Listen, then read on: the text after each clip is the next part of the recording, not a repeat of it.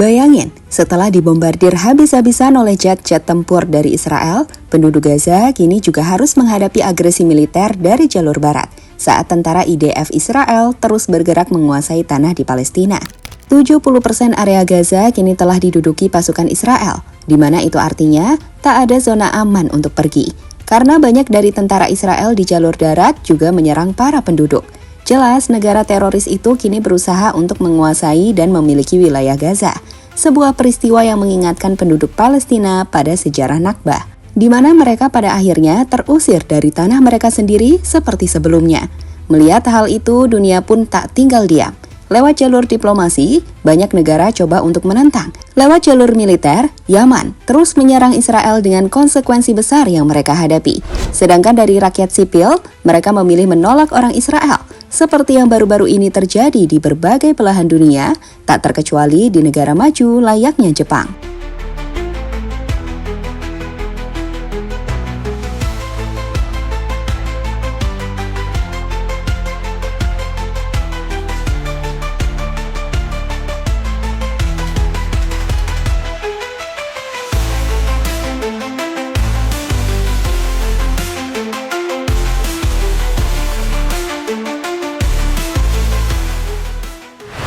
Dulu, gak ada namanya negara Israel, saat seluruh area Israel saat ini adalah tanah milik negara Palestina.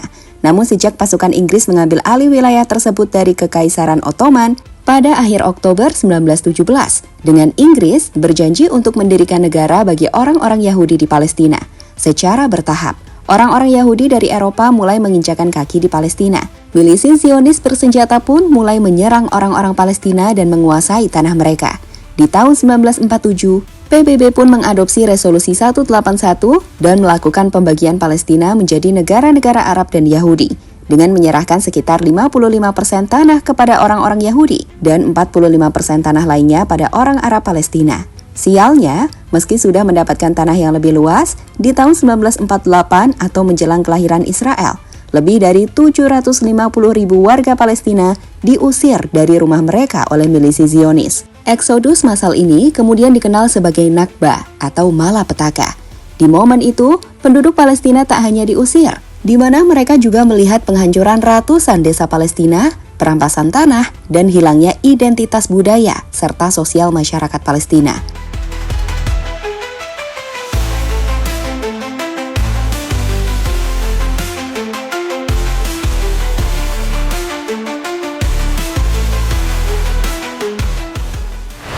Kini di tahun 2025, istilah Nakbah kembali mencuat saat Israel benar-benar ingin menguasai wilayah Gaza dan menjadikan Gaza milik mereka. Sama seperti sebelumnya, bahkan dapat dikatakan lebih tak manusiawi.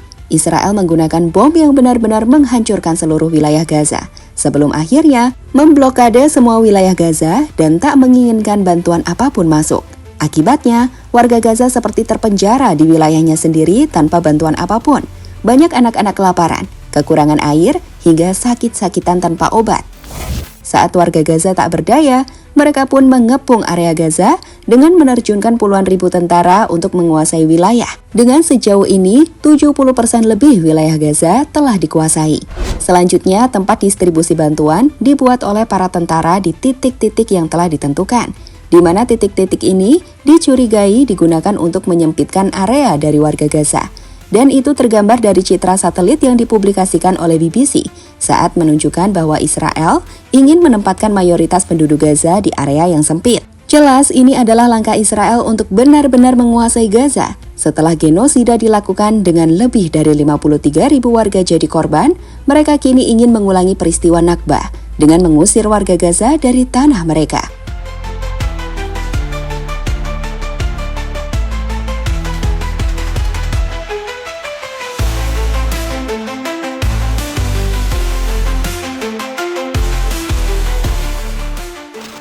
Penduduk dunia menolak Israel. Melihat rencana kolonialisme Israel di era modern yang tentu saja tidak bisa diterima itu, konsekuensi masif pun harus diterima Israel dan para penduduknya. Di Jepang, saat Menteri Israel melakukan kunjungan resmi di negara tersebut, Menteri Luar Negeri Israel Gideon Sa'ar yang berharap mendapat sambutan hangat dalam pertemuan G7 justru menghadapi lautan kemarahan. Ratusan orang turun ke jalan meneriakan kata Israel penjahat perang. Mereka membawa spanduk dan poster yang mengecam tindakan Israel di Gaza.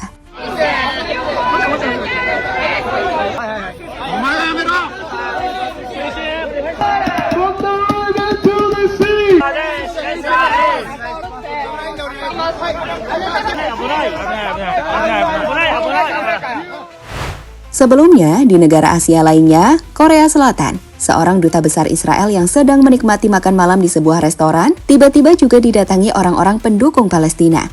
Mereka meneriakkan kecaman, menuntut agar sang duta besar meninggalkan tempat itu, saat menilai bahwa Israel tak punya hak di sini.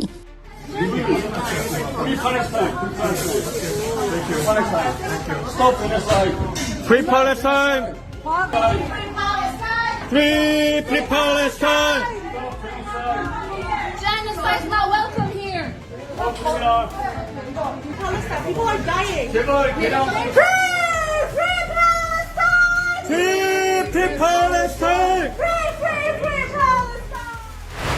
Sementara itu di Amerika Serikat, sebuah insiden terjadi di sebuah maskapai penerbangan.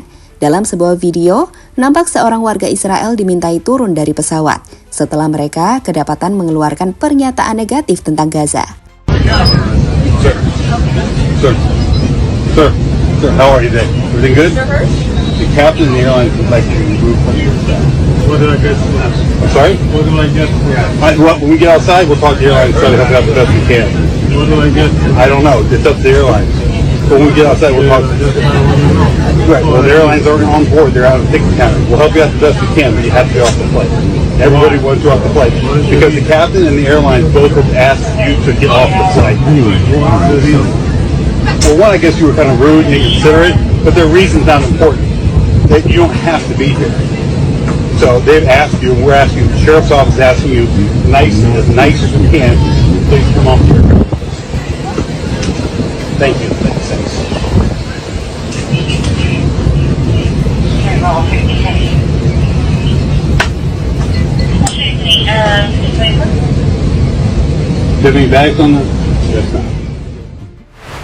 Tak berhenti di situ, di Athena, Yunani, sikap tegas terhadap Israel ditunjukkan melalui aksi yang lebih terbuka. Beberapa restoran memasang pamflet mencolok di jendelanya, bertuliskan, "All Israeli soldiers are war criminals, occupiers, rapists, murderers. We don't want you here." Di mana mereka menolak orang Israel untuk memasuki restoran tersebut. Hal ini mirip dengan apa yang terjadi di Napoli, Italia, di mana sebuah keluarga Israel diusir dari restoran. You're a terror supporter! Terror supporter! That's what you are! 2,000 years of persecution not enough for you! Zionists go to our Jewish land! Jelas masyarakat sipil di dunia kini mulai sadar. Dari Jepang hingga Napoli, dari Seoul hingga Athena, dunia kini bersatu dalam satu suara menolak genosida di Gaza, di mana insiden-insiden ini bukan sekedar aksi spontan, melainkan cerminan dari kesadaran yang semakin meluas bahwa tindakan Israel di Gaza tidak dapat diterima.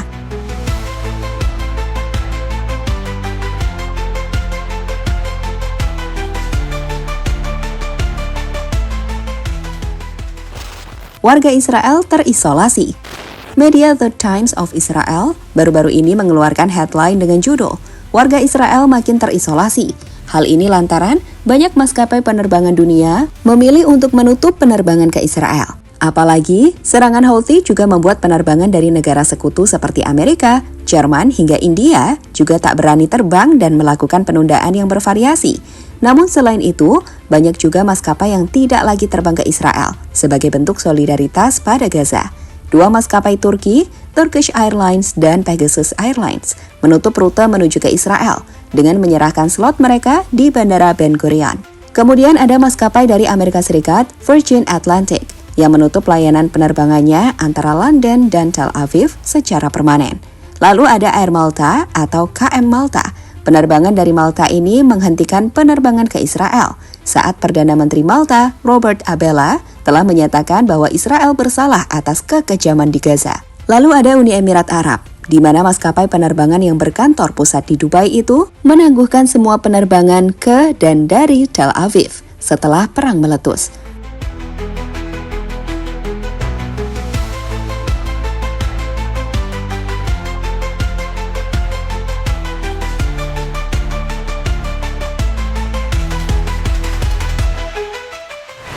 Pada akhirnya saat langit Gaza yang dulu biru kini dipenuhi asap dan debu kehancuran.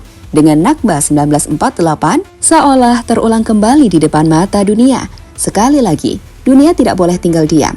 Dari Jepang hingga Napoli, dari Seoul hingga Athena, suara penolakan terhadap Israel menggema keras. Demonstrasi massal, pengusiran warga Israel dari restoran, hingga penutupan rute penerbangan oleh maskapai dunia seperti Turkish Airlines, Virgin Atlantic, Air Malta, dan maskapai Uni Emirat Arab menunjukkan bahwa solidaritas global untuk Palestina semakin nyata. Kami tidak akan tinggal diam melihat genosida, seru para demonstran di Jepang, sebuah kalimat yang mencerminkan kemarahan dunia terhadap tindakan Israel.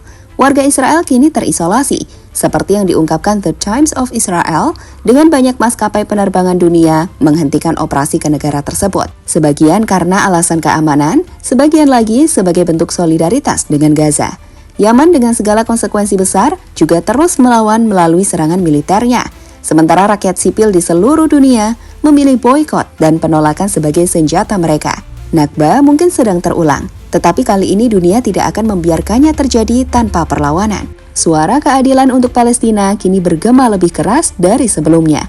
Dan sejarah akan mencatat bagaimana rakyat dunia bersatu melawan ketidakadilan.